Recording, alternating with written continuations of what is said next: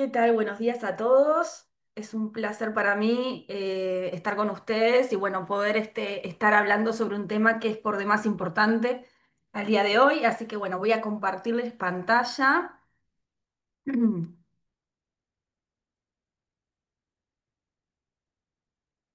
Ahí me cuentan si todos ven bien, me escuchan bien.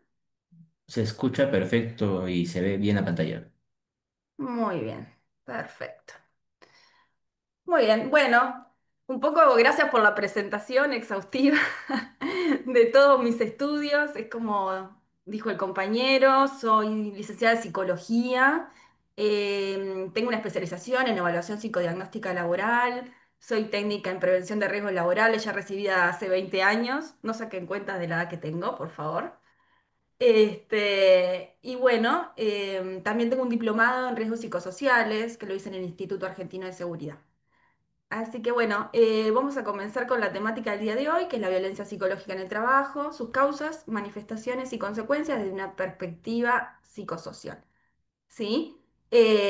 Perfecto. Es una temática, como les vengo diciendo, compleja. ¿Por qué compleja? Porque refleja una realidad silenciosa, pero extendida en el mundo laboral, ¿sí? Que causa profundas consecuencias a la salud de las personas, ¿sí?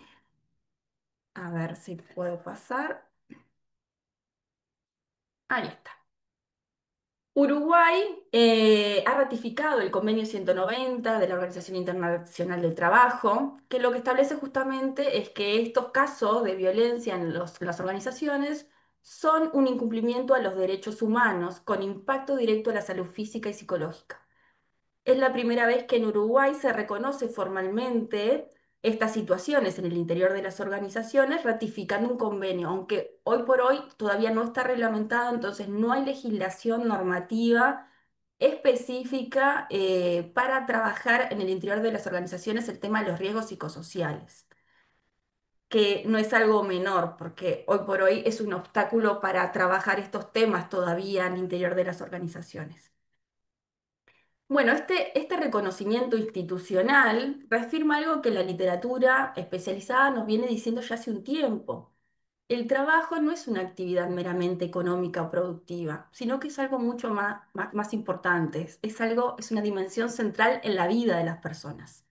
Y para eso voy a citar a Nefa, donde nos habla del trabajo como una actividad humana voluntaria orientada a satisfacer necesidades individuales y colectivas, ¿tá? Lo que le otorga un papel central en la construcción del sentido, de la identidad y el bienestar de las personas. En esta perspectiva, es lógico entender que en este entorno se desarrollan actividades que pueden generar un impacto en las personas, tanto promover la salud como generar sufrimiento. ¿Sí? Dependerá de las condiciones y medio ambiente de trabajo en las que las personas estén expuestas para ver qué tipo de consecuencias, si son positivas o negativas, traerá a las personas que estén en esos contextos. De Jurs nos habla justamente de esto, nos dice que cuando el diseño y las exigencias del trabajo no están alineadas con el funcionamiento psíquico o biológico del trabajador, y no existen espacios adecuados para la recuperación, se incrementa la carga de trabajo y con ella el riesgo al daño a la salud. ¿Sí? Entonces, como dice NEFA, cuando hablamos de condiciones y medio ambiente de trabajo, no estamos hablando solamente de un salario o el tiempo que le dedicamos a esas actividades para poder desarrollarlas, sino que estamos hablando del contenido del trabajo, de la gestión del personal, de la participación activa de los trabajadores, así como la exposición o no a determinados factores de riesgo que puedan ser físicos, biológicos, químicos, tecnológicos o psicosociales. La salud en el trabajo debemos concebirla entonces no como ausencia de enfermedad, sino como una construcción colectiva, que es sostenida por vínculos de cooperación, reconocimiento, comunicación y apoyo. Cuando estos elementos se erosionan dentro de las organizaciones, los riesgos no se gestionan adecuadamente, ahí es donde aparecen fenómenos como la desmotivación, el aislamiento, los conflictos interpersonales y en casos más extremos, la violencia. Bueno, y siguiendo con el tema de la violencia y la complejidad de este concepto, acá les traigo la pirámide o el triángulo de la violencia de John Galton, ¿sí? Donde justamente se demuestra esto. Se demuestra que la violencia en el trabajo es imposible pensarla como un hecho aislado, como un simple problema interpersonal. Más bien es la manifestación de las múltiples violencias que atraviesan nuestras sociedades contemporáneas, ¿sí? Y lo representa de este modo. Ahí, si ustedes pueden ver, hay una parte de la pirámide, del triángulo, que es la parte visible, que son los comportamientos, la violencia directa, lo que podemos observar directamente, ¿sí? Ya sea un discurso de odio, una amenaza verbal, el daño físico directo de una persona hacia otra, de un grupo de personas hacia alguien. Y después están las violencias que subyacen a todas estas circunstancias que tienen que ver con la violencia cultural y estructural.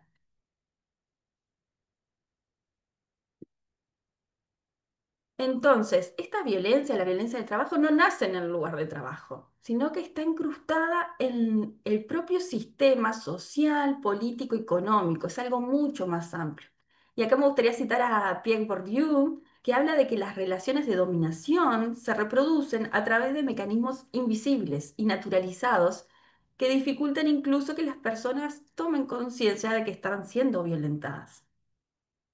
De George también habla sobre el individualismo, que al estar tan exacerbado en este sistema económico contemporáneo en el que vivimos, también se favorece a la lógica del sálvese quien pueda, profundizando el sufrimiento psíquico y debilitando los lazos de solidaridad.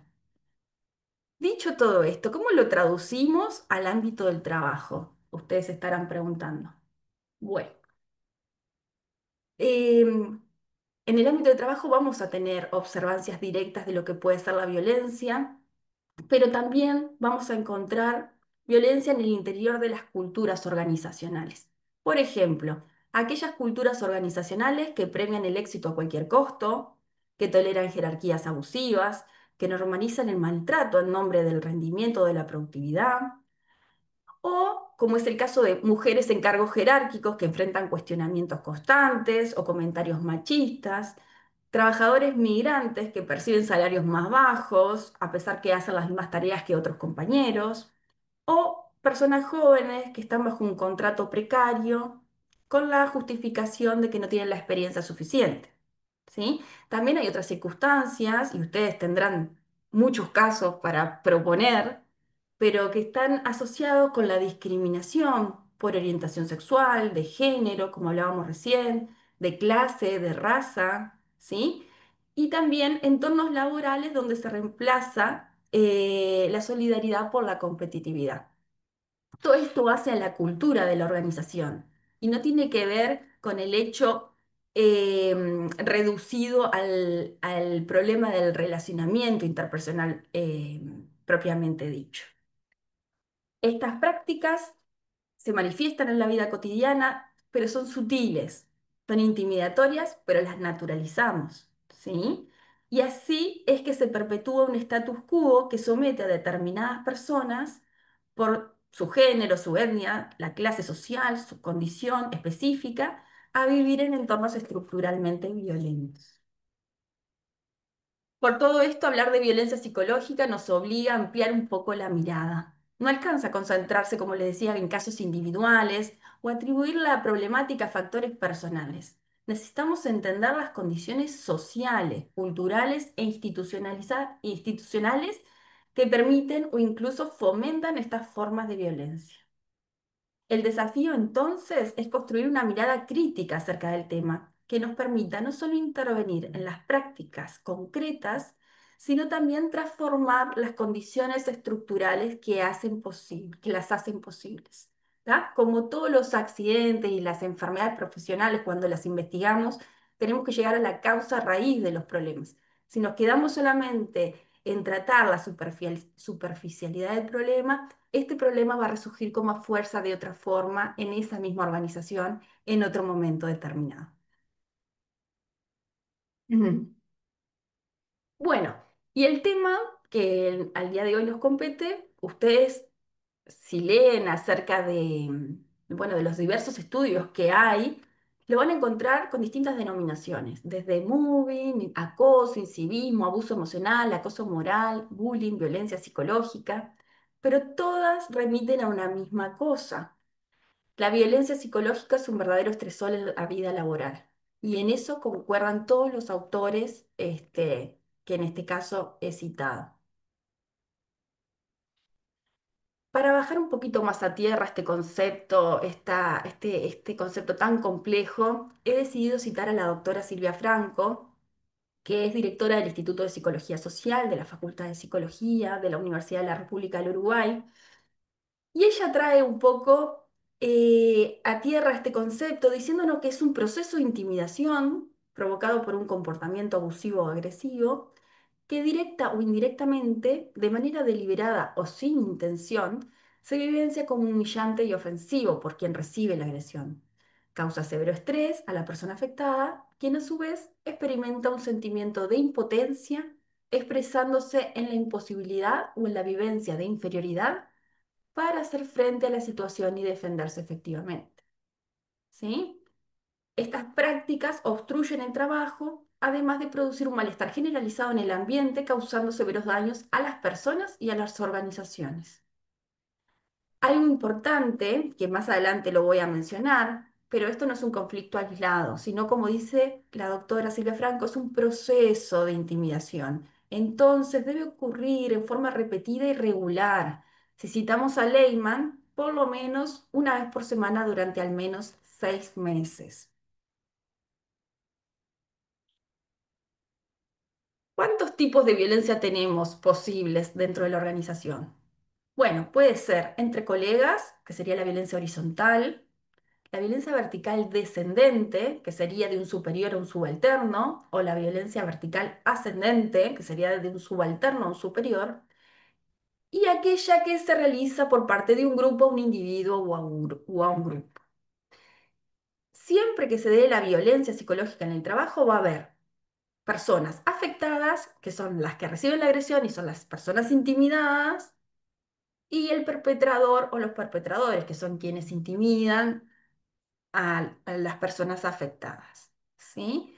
Como ven, yo no estoy hablando de víctimas o de victimarios, estoy hablando de personas perpetradores afectados. ¿Por qué? Porque busco tratar de no estigmatizar a las personas en el entendido de que como es un concepto muy complejo, que depende de cuestiones que sobrepasan las dimensiones de lo individual, digamos, del relacionamiento interpersonal y de las cuestiones que hacen a las personas, prefiero utilizar estos términos para no estigmatizarlos, ¿sí? ¿Cómo se manifiesta la violencia? Bueno, se manifiesta a través de comportamientos que pueden ser relativos al trabajo o al sujeto. ¿Sí? En lo que es relativos al trabajo, podemos encontrar lo que son aspectos relacionados con la sobrecarga de trabajo, ¿sí? Que se le dé mucha tarea a la persona, se le sobrecargue, alta exigencia con escaso o nulo apoyo, negación de recursos para realizar la tarea, no asignación de tareas o asignación de tareas poco útiles. Fíjense cómo sobrecargando a la persona o directamente no dándole tareas, igualmente la persona recibe esto como una agresión, lo procesa y tiene consecuencias negativas para su salud. Plazos irracionales para el cumplimiento de las tareas asignadas, excesivo control, quita de responsabilidades y derechos y falta de información y comunicación para realizar el trabajo. Lo que son los comportamientos relativos al sujeto están más relacionados con el abuso emocional hacia la persona, ¿sí? Tiene que ver con, por ejemplo, aislarla socialmente, faltarle faltarle el respeto a partir del descrédito profesional, de la evaluación de su rol, generando rumores, mentiras, chismes en relación a su persona, exagerando errores o fallos que esta persona puede tener, o realizarle críticas persistentes, ¿sí? Este tipo de abuso emocional son los que atacan directamente la identidad de la persona y por tal son los que generan mayor daño. Después también puede pasar de que hayan amenazas verbales directas, que haya la prohibición de comunicarse con esa persona, ¿no? Que tengan la orden los compañeros de no hablarle, de no saludarla, generar ese vacío, ¿no? Todo eso genera muchísimo daño en la persona.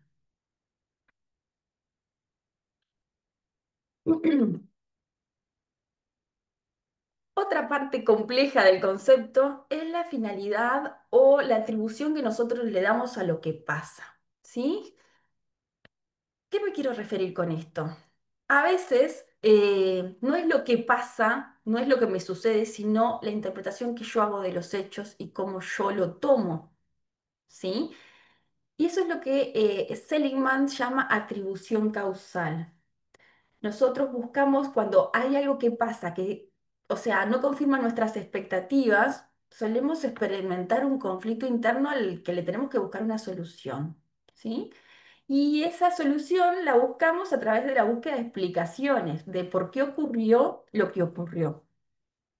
Estas atribuciones no son neutras, como le decía, tienen un impacto en nuestras emociones, nuestras decisiones y en cómo interpretamos nuestras conductas y las conductas de los demás.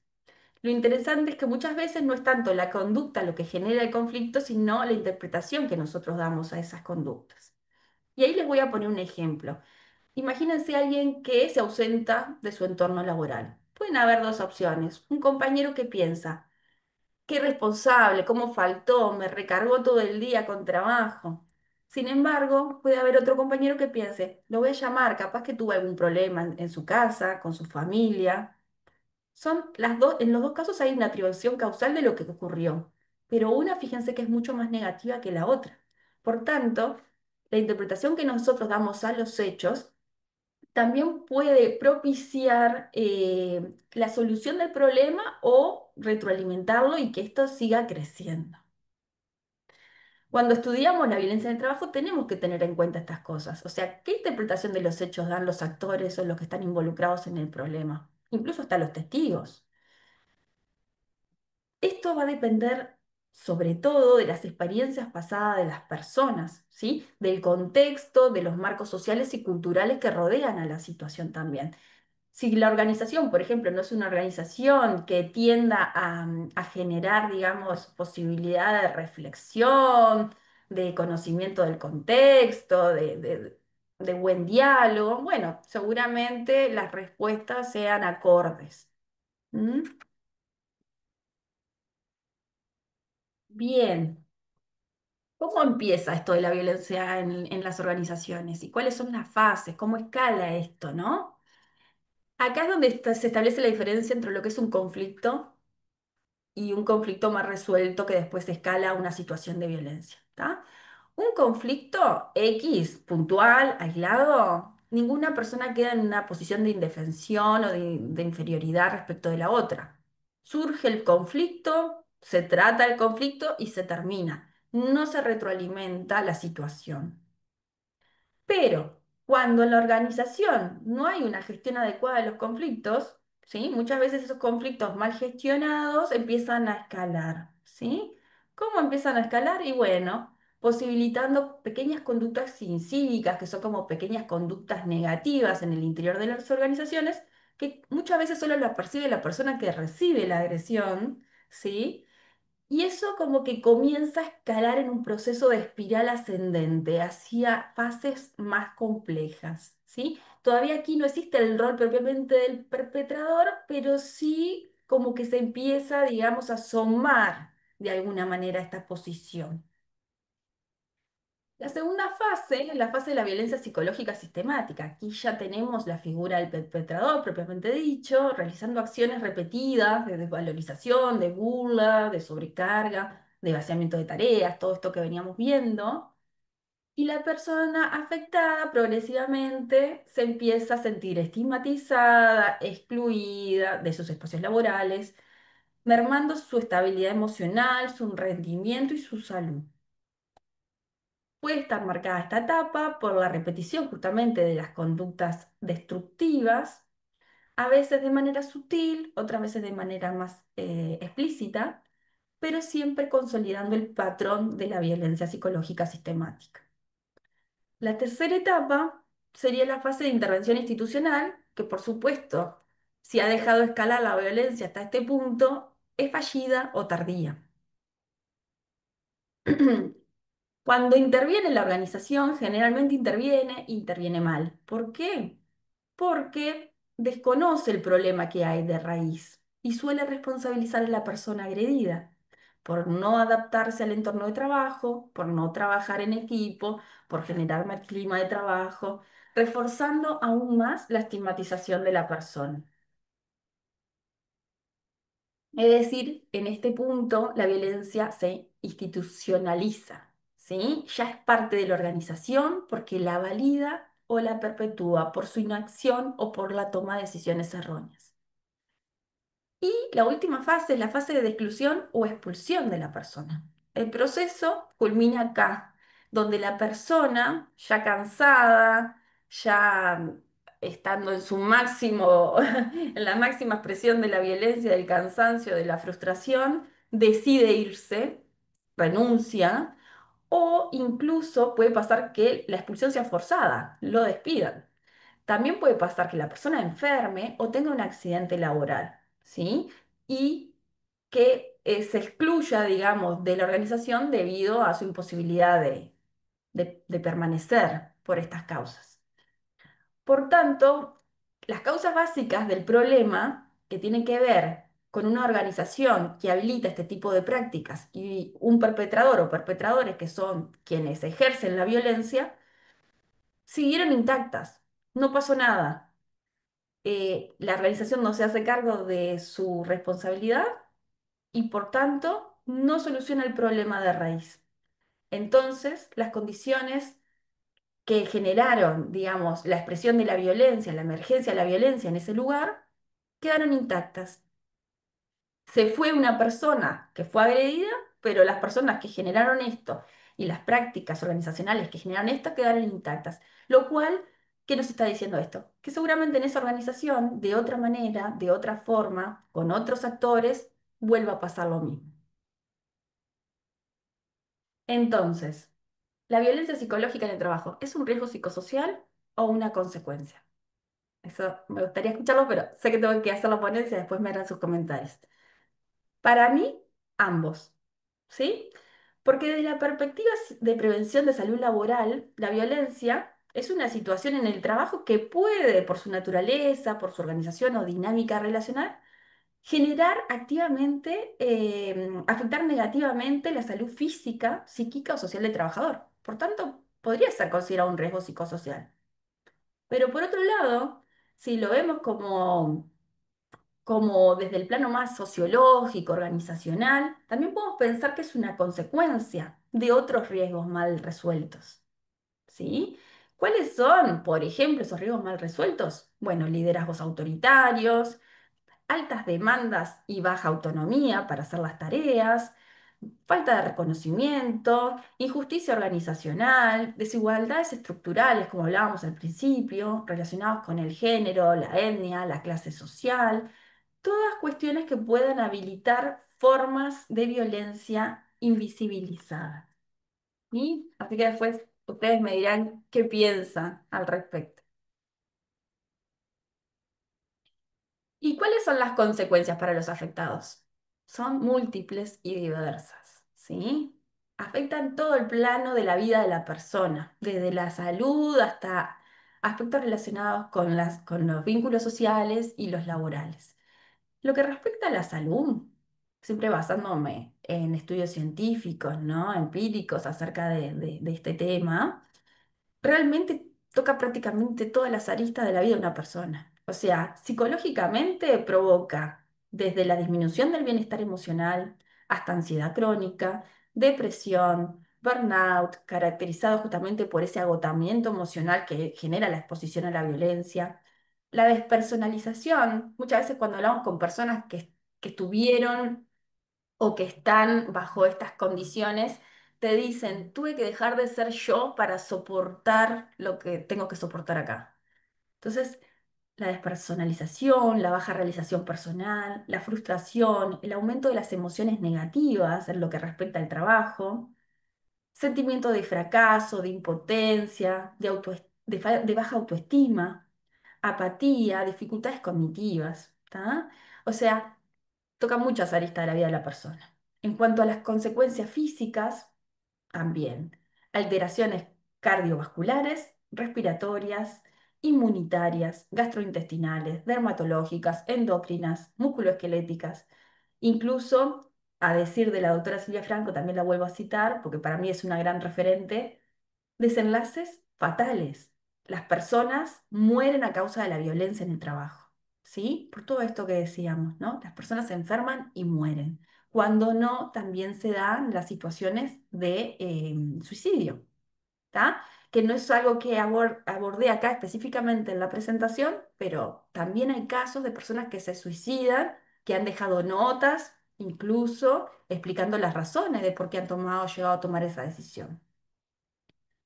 Por lo cual, sí será importante hablar de estos temas, no invisibilizarlos, no naturalizarlos y trabajarlos con mucha disciplina, con mucha conciencia al interior de las organizaciones. Bueno, respecto a las consecuencias físicas, también está el tema de los accidentes laborales, que bueno, acá tenemos a los prevencionistas de riesgo de Perú.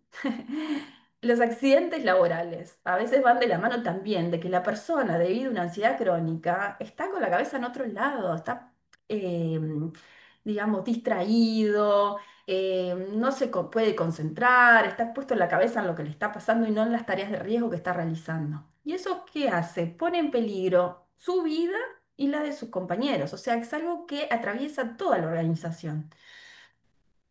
Muy bien.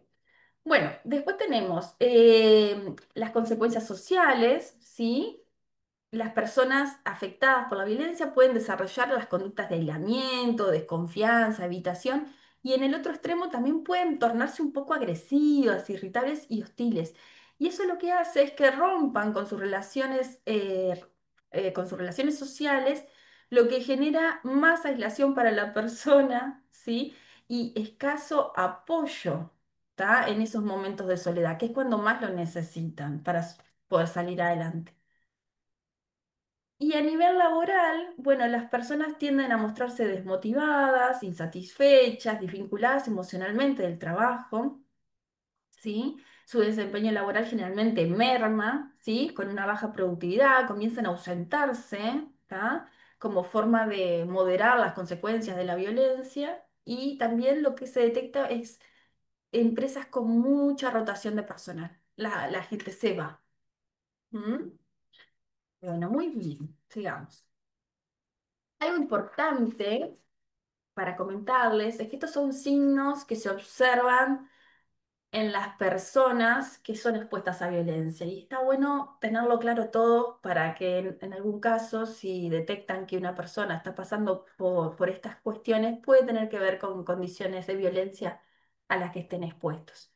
Si tiene problemas para dormir, insomnio, pesadillas, evocaciones intrusivas. Dice estar cansado permanentemente, o sea, el sueño no lo relaja, no repara. Tiene atacos de pánico, palpitaciones, sudor, temblores. Se muestra excesivamente reservado. Falta mucho al trabajo o abandona el trabajo por problemas de salud. Tiene problemas en la memoria. Vive obsesionado con una situación y pierde el interés por otro tipo de actividades, pensamientos rumiantes, ¿sí? Se aísla y retira, quiere estar solo, le cuesta concentrarse, se enoja por cosas aparentemente banales y no tolera las críticas. ¿Sí? Son algunos signos observables que está bueno tenerlos presentes. Y bueno, como todo en la vida, en este caso la violencia, no solamente, si bien lo que tienen mucho para perder son las personas que reciben la agresión, sin dudas, también la organización sufre esas consecuencias. ¿Cuáles son esas consecuencias? Bueno, la disminución de la productividad, el compromiso de las personas, la motivación, o sea, empieza a faltar motivación, la gente empieza a ausentarse por enfermedad, por accidente de trabajo, la gente está insatisfecha, hay mayor rotación de personal, hay ganas de dejar el trabajo, Este, en fin, son todas cosas que no son buenas para la imagen pública de la empresa, ¿sí? Porque estas personas luego se van, también hablan, comentan, estas cosas se saben por fuera de las organizaciones. Y por sobre todas las cosas, no son buenas porque generan entornos de trabajo conflictivos, ¿sí? Que no son lindos para nadie. Bueno, y ahora vamos a hablar de aquellos determinantes interpersonales y de grupo social. Como dijimos, esto es un tema complejo, vuelvo a recalcar. Pero bueno, hay determinantes también que tienen que ver con el grupo social y con las personas que no hay que desconocerlos, son parte del abordaje y de entender la situación, ¿sí? Obviamente no son los más importantes, no son donde yo pondría el foco, pero yo creo que la principal responsable de que estas cosas ocurran es la organización, pero entiendo de que son temas que hay que saber abordar, saber entenderlos para tomar acciones en ellos. Una es la cohesión grupal.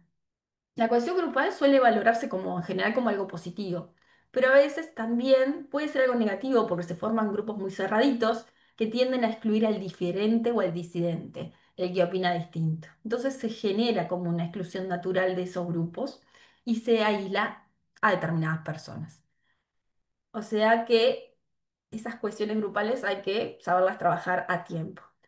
Las actitudes de confrontación. También hay determinadas personas que se relacionan con cierta agresividad, ¿sí?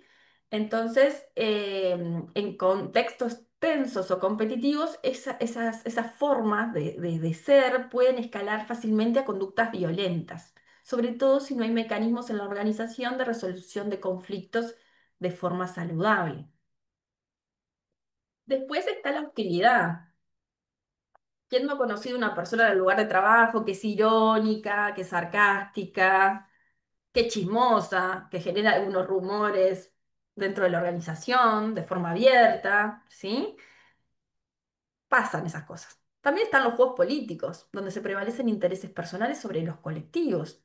Y a veces, cuando surge una persona o unas personas, un grupo de personas que resultan amenazantes para los intereses personales, suelen justamente sabotearla para evitar que eso interfiera con el cumplimiento de esos intereses. Luego está la rivalidad de competencia, ¿sí? Cuando la competencia está bien regulada dentro de una organización, quizás estamos bien, pero cuando no está bien regulada, puede llevar a que los colegas perciban como obstáculos a sus otros colegas en vez de ser aliados. A veces pasa en organizaciones que hay objetivos contrapuestos, que hace que las personas se vean más como un obstáculo que como una aliada. Entonces, eso también genera problemas al interior de las organizaciones. También están las válvulas de escape. ¿Qué es esto de las válvulas de escape? Bueno, cuando la presión y el estrés en el entorno laboral no tienen los canales adecuados para ser evacuadas, ¿sí? Esas descargas a veces las realizan las personas que reciben esa tensión, ese estrés laboral, de una manera inadecuada hacia personas o compañeros más vulnerables. Pasa mucho esto con las personas que son violentadas en el entorno laboral. Ellos liberan esa violencia hacia personas con menos poder que ellos. Hay un concepto que ahora no recuerdo el autor que habla de víctimas activas, que tiene que ver con esto. Y después el chivo expiatorio. ¿Quién es el chivo expiatorio? Es la persona que elige el grupo para depositar la frustración del grupo sobre él. Entonces, en vez del grupo hacer una autocrítica personal acerca de en lo que se está fallando, se deposita en esta persona las frustraciones acerca de lo que tiene que ver con los errores, los fracasos, el mal clima de trabajo. ¿Tá? Culpabilizándolo y excluyéndolo. Y bueno, ahora vamos a lo que a mi entender también es sumamente importante, que son los determinantes organizacionales que favorecen el comportamiento de la violencia. Bien, la deficiente organización del trabajo. Una estructura laboral mal planificada, con funciones poco claras, procesos burocráticos excesivos, desorganización general, genera ¿qué? Incertidumbre, frustración, desgaste. En este contexto, el malestar se traduce muchas veces en tensiones y en agresiones entre compañeros o entre superiores. La falta de reconocimiento y apoyo social, otro punto sumamente importante. La falta de valoración del trabajo realizado, ¿no? La falta de apoyo emocional o instrumental por parte de colegas o jefes, debilitando así la autoestima laboral, generando sensación de aislamiento. Incluso esta desprotección hacia los trabajadores puede generar que por momentos, si ellos están siendo violentados, se les inhiba de denunciar o de pedir ayuda. Así que sí será importante el apoyo social por parte de la organización para sus trabajadores. Las altas cargas de trabajo y las demandas excesivas. Cuando las exigencias superan de manera sostenida la capacidad de respuesta, se genera estrés crónico. ¿Tá? Esto que hablaba de Jules al principio, ¿no? De que no estamos alineando los trabajos con las capacidades de los trabajadores, que genera enfermedades. Bueno, es esto mismo. El entorno favorece reacciones hostiles, impaciencia, conflictos constantes y una menor tolerancia a la diferencia y al error cuando está sujeto y bajo las condiciones de estrés. También los recursos insuficientes. Por ejemplo, la falta de personal, herramientas de trabajo inadecuadas, escasez del tiempo o presupuesto insuficiente como factores de presión constante y de frustración. Carencias estructurales que suelen trascender el plano de lo relacional, ¿verdad? Mediante la competencia interna, la sobrecarga de unos en detrimento de otros o el enfrentamiento por los recursos limitados. Clima de trabajo estresante. Ese es otro de los puntos. Un ambiente donde predomina el control excesivo, por ejemplo, la vigilancia constante de los trabajadores, el miedo al error o las amenazas explícitas o veladas deteriora profundamente la calidad del vínculo entre los miembros de la organización. En estos entornos, la violencia psicológica no solo aparece con más frecuencia, sino que muchas veces es tolerada o hasta justificada por parte del funcionamiento habitual. Los conflictos de rol es otro de los puntos importantes, donde hay incompatibilidad entre las expectativas del puesto, las demandas diferentes entre los superiores o la ambigüedad de las responsabilidades asignadas. Esto también genera tensión y sobrecargas. Los estilos de liderazgo no constructivos, el autoritarismo, la negligencia, la falta de escucha, la comunicación unidireccional, ¿sí? No se escucha a los demás, no se le da participación. La manipulación del poder, es característico todo esto de los liderazgos que no son funcionales, ¿sí? Estos estilos no solo pueden ejercer la violencia directa, sino que además permiten o encubren otras situaciones entre los subordinados. Luego tenemos los flujos pobres de información y comunicación deficitaria. Los canales efectivos de comunicación no funcionan, ¿sí? Sino más bien la desinformación, los rumores, el radio pasillo. Me entero antes por los comentarios del grupo que por la propia organización de las cosas que van a pasar. Esto genera en general incertidumbre y desconfianza. Esta falta de transparencia en la comunicación genera especulaciones y conflictos mal gestionados.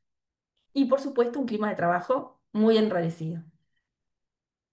Y por último, y una de las más importantes para mí, por eso la subrayé, es la cultura de la tolerancia a la violencia, la cultura que promueve la organización para tolerar la violencia. ¿Tá? Cuando se naturaliza al interior de la organización el maltrato, o se lo minimiza, se lo invisibiliza, o incluso se lo premia, porque hay casos donde se dice, hay que hacer este trabajo, no importa cómo, la producción es más importante, se construye una cultura de permisibilidad frente a la violencia. En estos contextos, las personas afectadas tienen más dificultades para denunciar justamente y los agresores encuentran un entorno perfecto justamente para poder ejercer sus comportamientos negativos de una forma libre, porque no se los sancionan, sino que incluso a veces, muchas veces hasta se los respalda favorablemente. En resumen, los determinantes organizacionales no son simples contextos, son la parte activa del problema y por tanto debe ser parte de la solución. Intervenir sobre la violencia psicológica en el trabajo exige revisar en profundidad las estructuras, procesos y culturas organizacionales que las habitan. Y bueno, existen factores moderadores y agravantes. ¿Por qué? Porque frente a una situación de violencia no podemos esperar que todas las personas reaccionen de la misma manera y con las mismas consecuencias. No, no es así. Existen factores moderadores o mediadores. Tiene que ver, por ejemplo, con la autoeficacia como un recurso personal que ayuda a las personas a enfrentarse a situaciones exigentes y proteger su salud. ¿Sí? Esa persona se siente capaz de sobrellevar esa situación, tiene cierta tolerancia a las situaciones adversas. Obviamente esto funciona hasta cierto punto, cuando los niveles de malestar son relativamente bajos. Ahora, si estos se empiezan a incrementar, por supuesto, su autoeficacia también va a descender. Después también importante la recuperación diaria a través de la desconexión psicológica con esa situación que le genera estrés a la persona. Es verdaderamente importante y es algo, la conciliación entre el trabajo y la vida personal es algo que las organizaciones deben promover activamente, justamente por esto, ¿no? Porque disminuye el impacto emocional negativo, el hecho de poder tener espacios de ocio y recuperarse día a día de esos contextos hostiles. Muy bien. Agravantes. Bueno. Hay varios también. Por ejemplo, la reacción pasiva frente a la situación violenta. No solamente de la organización, por la falta de apoyo que le brinda a la persona afectada, sino de la propia persona afectada. Y ahí también volvemos al contexto. Si la persona vive en un contexto donde tiene poca posibilidad de conseguir otro trabajo, donde tiene una edad que ya sabe que en el mercado le va a ser difícil, porque tiene una competencia brutal, porque hay jóvenes que saben hacer lo mismo que él y ganan la mitad de lo que gana ahí.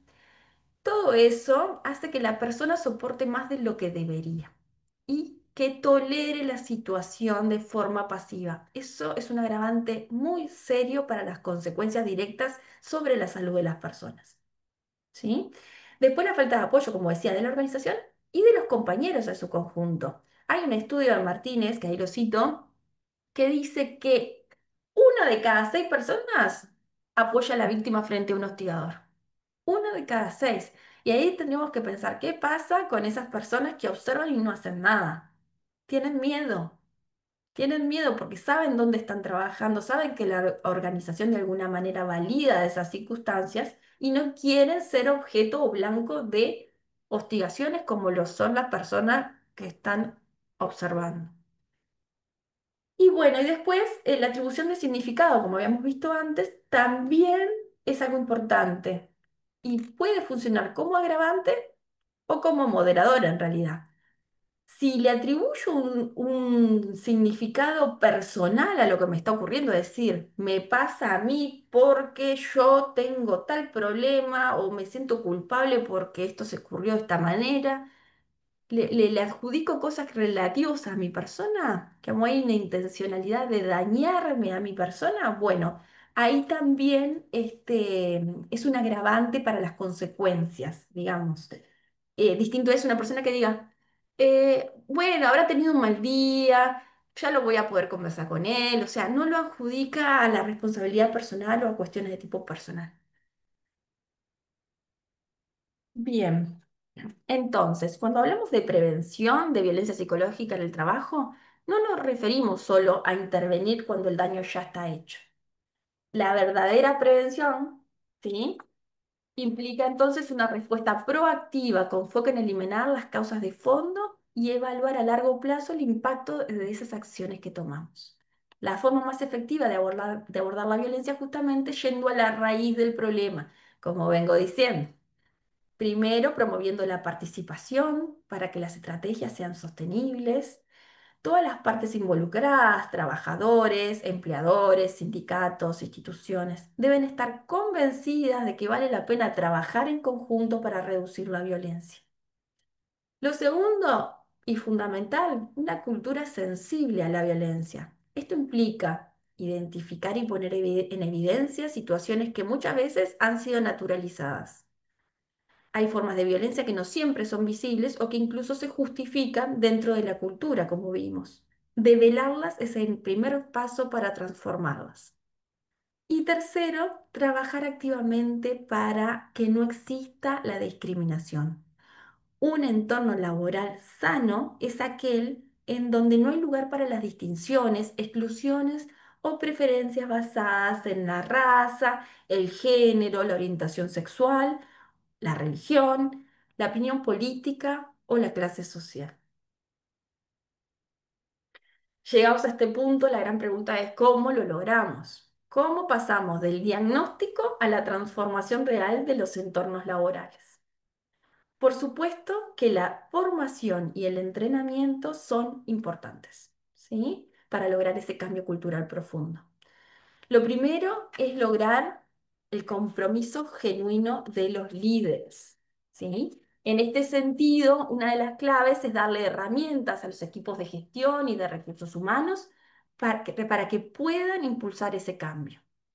Herramientas concretas, no solo normativas, sino también comunicacionales, relacionales, que le permitan generar ambientes de trabajo más seguros, más justos y más respetuosos. Se trata en última instancia de cambiar comportamientos.